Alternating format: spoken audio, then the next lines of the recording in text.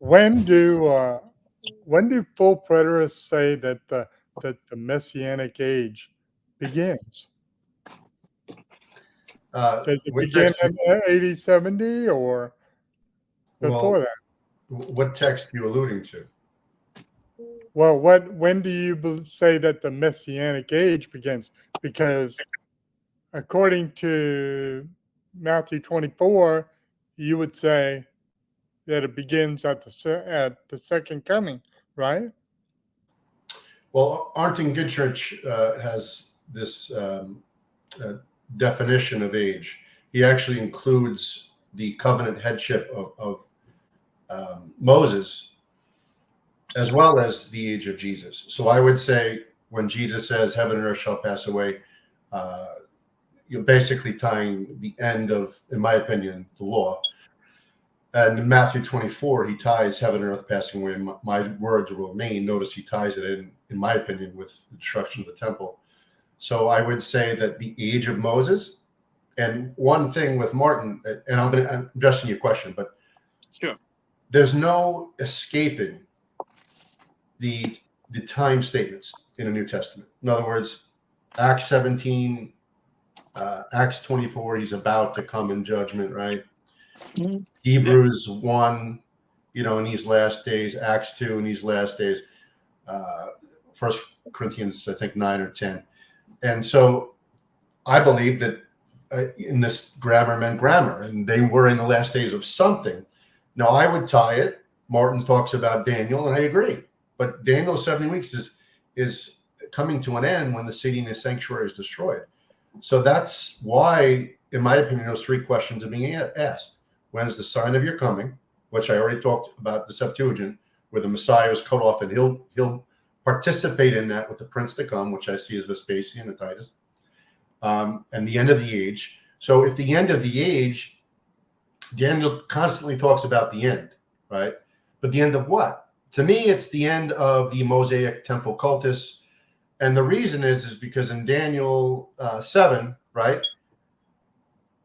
Look at this. 70 weeks determined to finish the transgression, make an end to sin. So you have two ends: transgression, sin, reconciliation for iniquity. That's the end. That's another end. Bring in everlasting righteousness, right? So something's ceasing, and now something new, this everlasting righteousness, sealing the end of vision of prophecy, and anoint the most holy. So I believe that, especially the author of Matthew, is tying Jesus' ministry, fulfilling the prophetic text of Daniel, and it is tied to the destruction of the temple. So in 70 AD, you could say the age of Moses passed, and the new heaven and earth in Revelation 21, after the judgment, is when the full establishment of the new heaven and earth comes into play, and all the former things passed away. The harlots judged, which I would take to be Jerusalem. And so, yeah, 70 AD would be that transition point from one age to another. I would challenge the idea that you can't get around the time statements, because I've actually found that the time statements are some of the clinchers that there is an intended double reference, that's where we find Jesus himself, who is the greatest prophet in the context that we're talking about, is making these time statements using what appeared to be puns or plays on words. And to me, that suggests there's some sort of duality going on there. And I think, can you give us real quick, Conrad? Can you give us an example, just so we know what you're talking about? Yeah. Give me a second here. We can start. We're talking about Matthew 24, so let me just start with Matthew 24. It's not my favorite one because I think there are other ones that are more clear or more powerful up front. But there are other passages in Matthew 24 besides the one I'll talk about here. But let's start with verses 34 through 35. That's a common time statement that preterists put forth. Okay, truly I tell you, this generation will certainly not pass away until all these things have happened. Heaven and earth will pass away, but my words will never pass away. So Jesus is using this phrase, pass away, several different times, right? 3 different times in the course of 2 verses. That's a little curious. Why would he do that? And it just happens that the play on words kind of hinges on that passing away. Now, the preterists pick up on the time statement that is intended. I'm not saying that it's not intended, okay?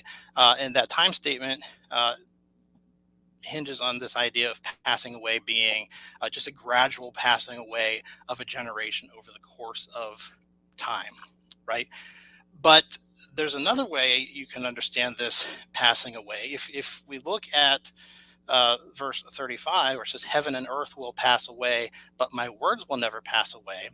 That if these passages can't actually be divided, okay, which I will entertain that they can't, okay, then that passage is saying heaven and earth will, if they're referring to the temple, okay, as many preterists believe, and that's the temple's destruction in 70 AD, then this passing away that it's speaking of is very forcible. It happens deliberately at all of a sudden, okay? And the same thing with Jesus's words, that they would be attacked and they would, people would be trying to force them out of existence, just like the temple here, okay? So if that is the same sense in which the previous verse is using pass away, then this is talking, it's also talking about the generation not forcibly passing away, not that Jesus is saying this generation will not be forced out of existence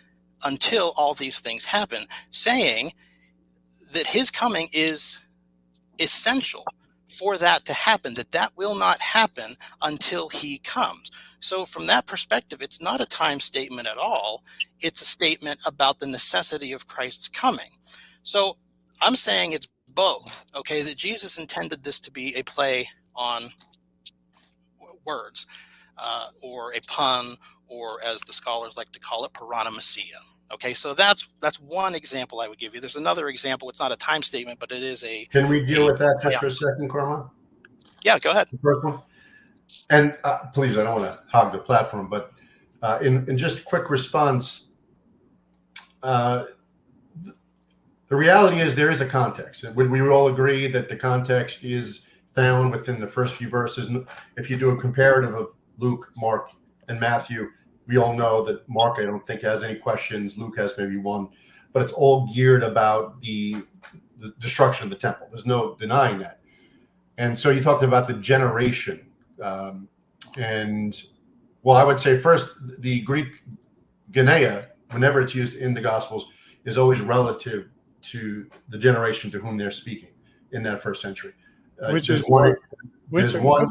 is a generation? Hold on one second, brother. There's one text with the generations in Matthew, but even then, when you calculate the time frame, it comes out to about 42 years. So what I would say is, and this is a question I would have, if his return is predicated on these signs, and the full preterist would push back and say, well, all these signs took place. In other words, if you rightly interpret some of the apocalyptic text, but the famines and the earthquakes, the false messiahs, wars, rumors of wars, etc., especially the temple's destruction, why would we look for another generation? That would be my question. I think No, go ahead, Carmine. Yeah.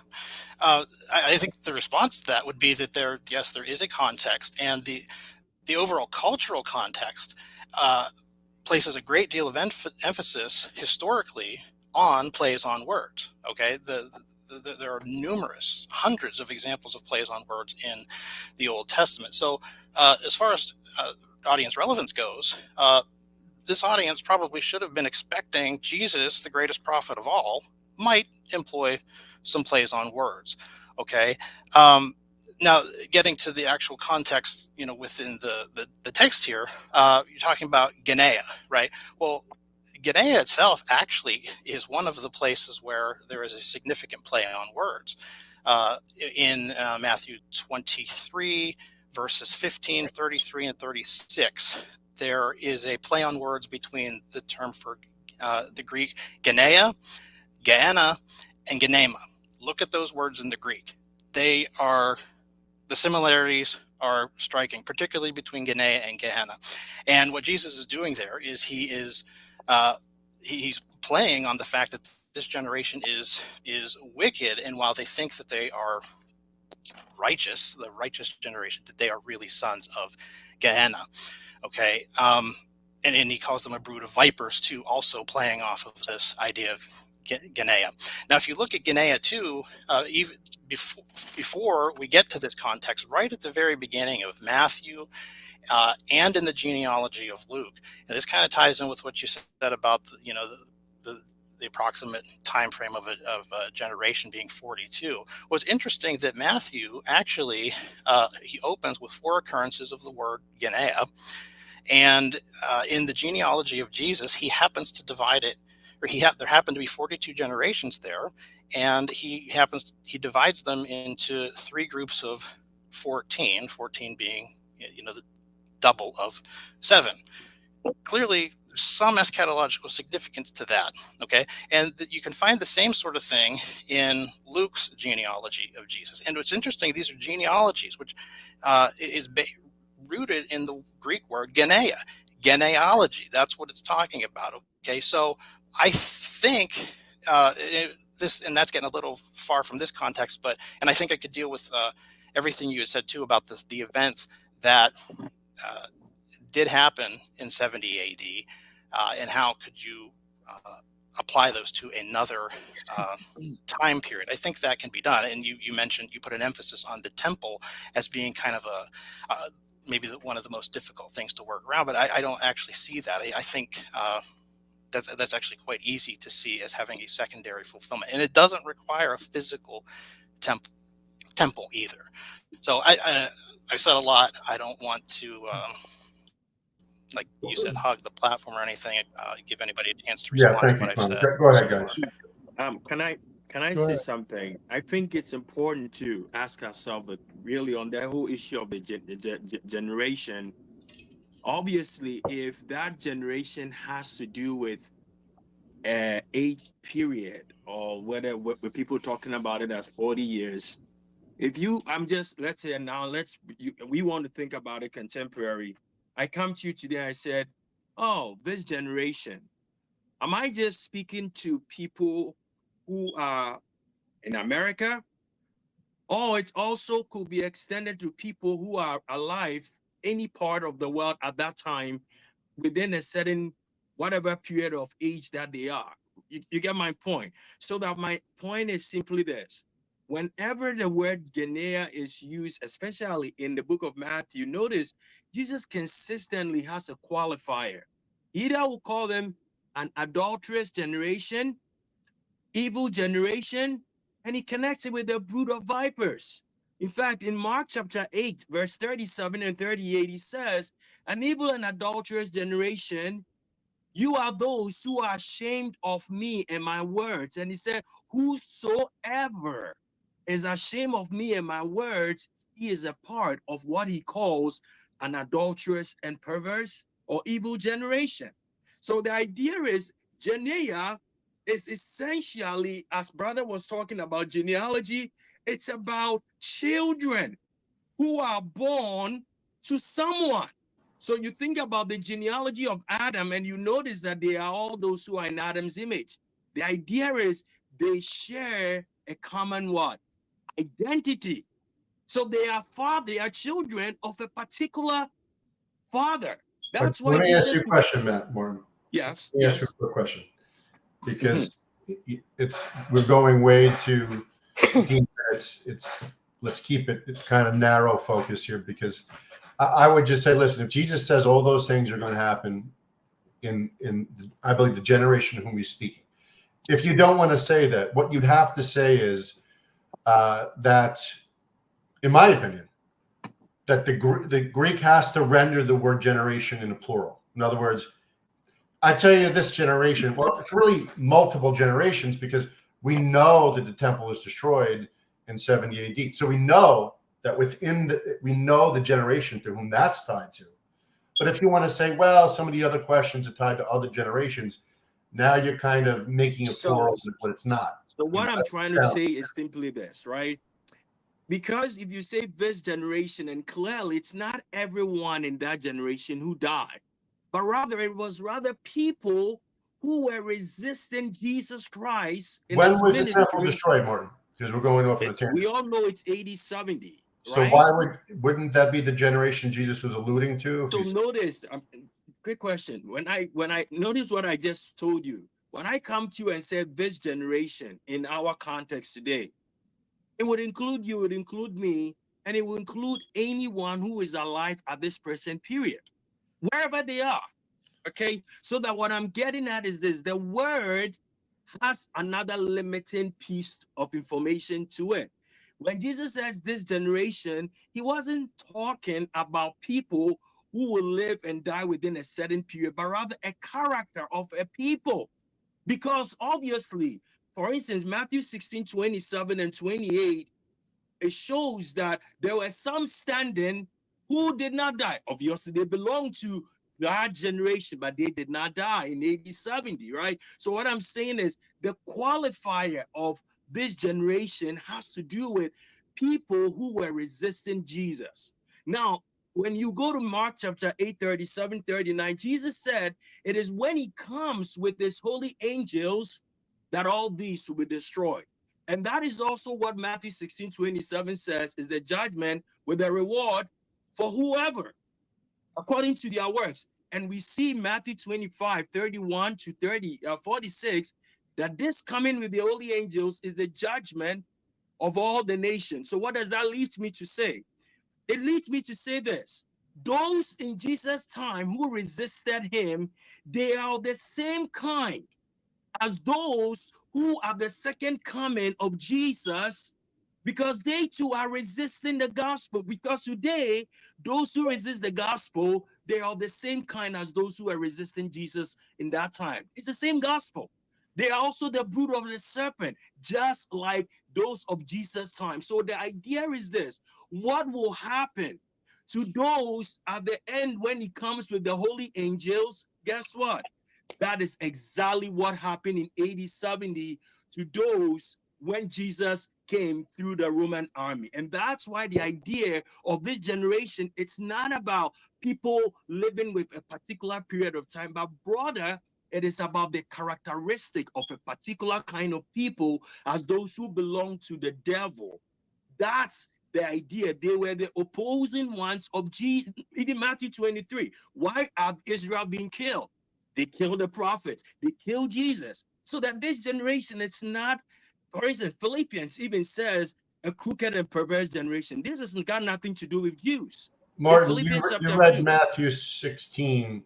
Yes. Can you pull that up and read that for me? Matthew 16, 27.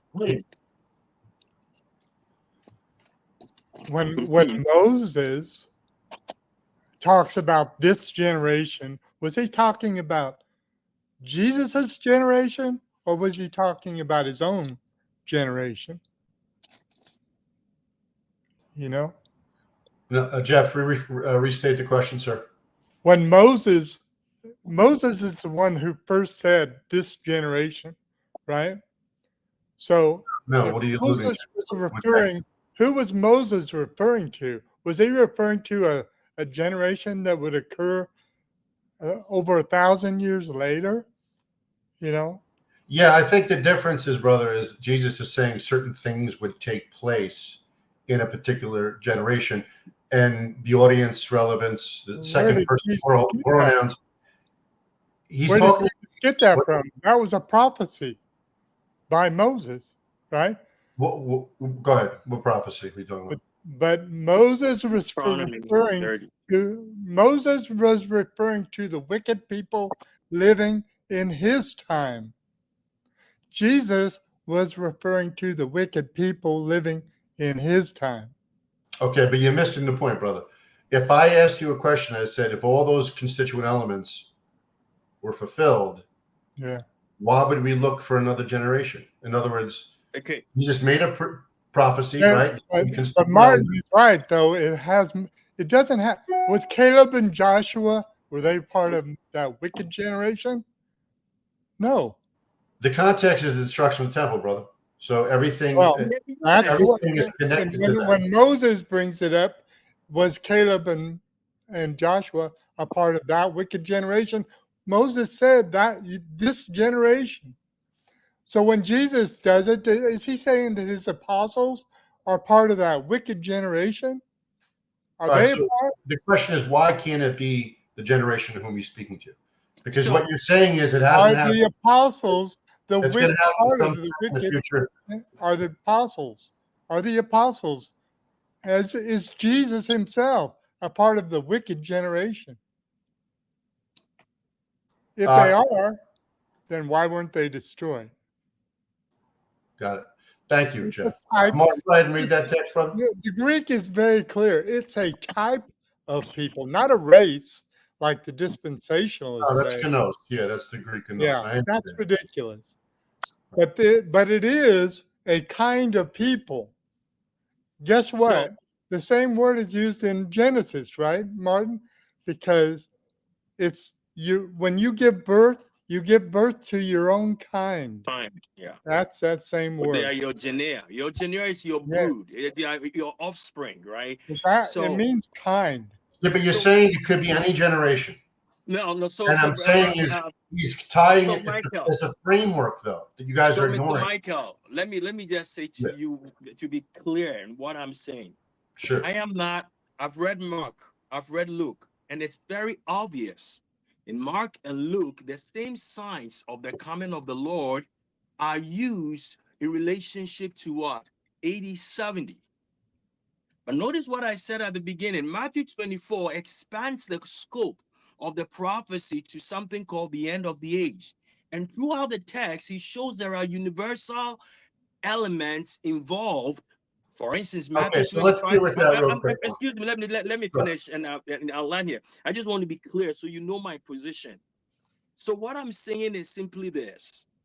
Because Matthew 24 has an expanded scope, the same prophecy, what is showing is this same prophecy, because they have similar realities, okay? Because they both pertain, whether it's 80, 70 you are talking about or the consummation, it's both called the coming of the Lord in his kingdom. One, it's the coming in his kingdom to expand it. The other one, it's the coming in his kingdom to bring its consummation.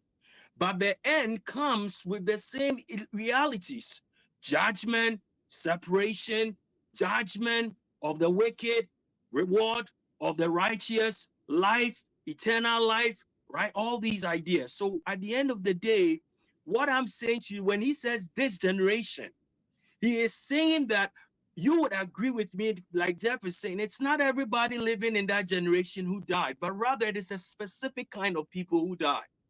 They were only Jews who are those rejected the gospel, who persecuted Jesus.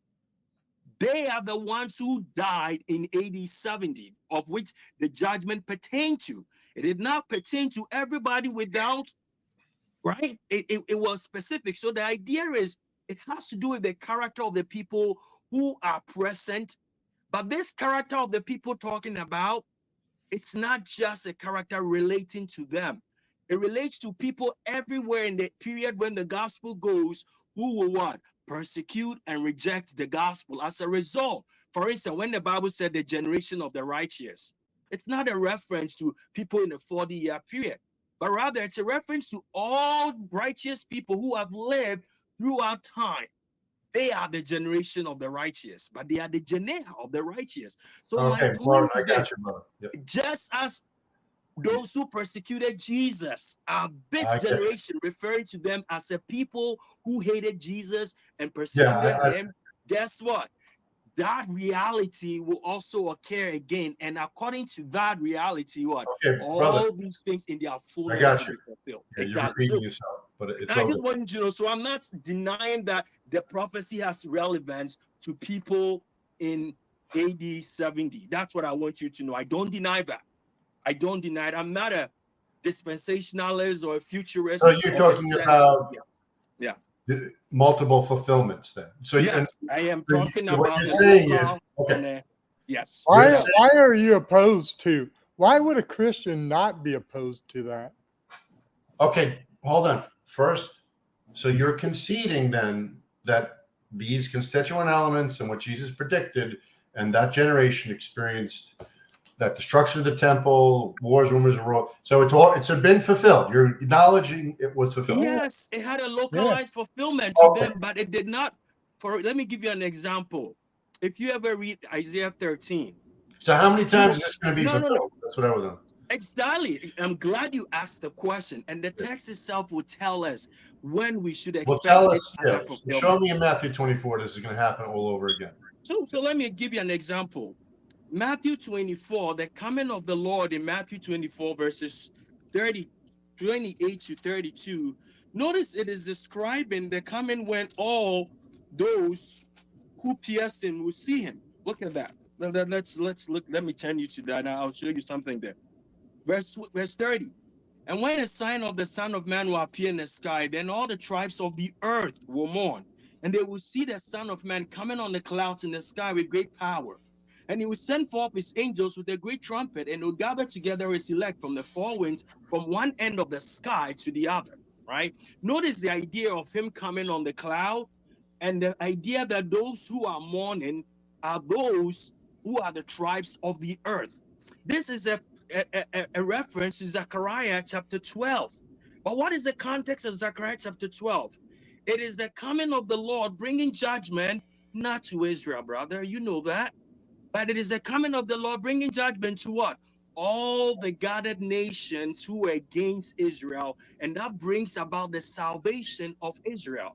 And then this same Zechariah 12 continues and goes into chapter 14. And there he talks about it as the coming of the Lord in the what?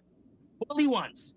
And there, what again is there? The same subject of the judgment against the nation. So that what I'm saying is this: the coming of the Lord in verse 28 to 30 in the cloud is the same coming of the Lord that you read in Matthew 25, 31 to 46, where he comes with the holy ones.